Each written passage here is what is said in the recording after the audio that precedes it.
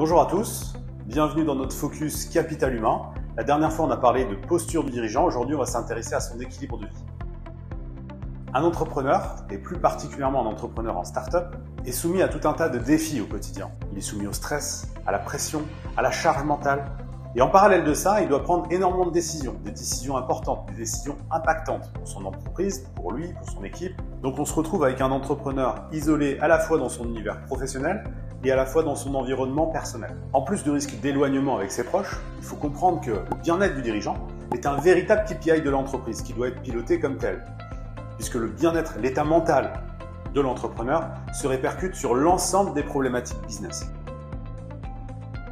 Le dirigeant représente l'entreprise à la fois en interne et à la fois en externe. Pour être efficient, il doit savoir transmettre la confiance, à la fois envers ses collaborateurs, mais à la fois vis-à-vis de ses clients, ses partenaires financiers, investisseurs.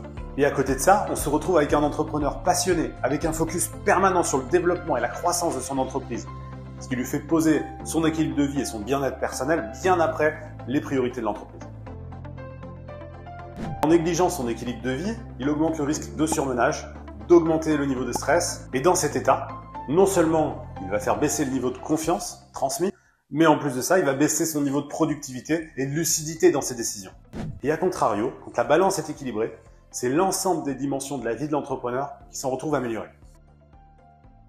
La première des choses, et c'est la plus importante, c'est la première étape, c'est de prendre conscience de l'importance de l'enjeu. Ensuite, de réussir à avoir la même objectivité pour traiter ce KPI avec la même importance que les autres KPI de l'entreprise. Ensuite, il s'agira de sortir et d'éviter l'effet tunnel en sachant s'entourer, se faire challenger son équilibre de vie et son bien-être. Et après ça, il s'agira de trouver des solutions. Et les solutions, elles vont dépendre de chacun, des problématiques de chacun. Ça pourrait être de mieux s'organiser dans la gestion de son temps, ça pourrait être de mieux déléguer, ça pourrait être de se fixer des limites, ça pourrait être de donner davantage de temps à ses proches ou aux activités qui nous procurent du plaisir. Et c'est tous ces éléments, toute cette démarche qui vont faire qu'on va gérer notre équilibre de vie et notre bien-être comme un projet, comme n'importe quel projet de l'entreprise.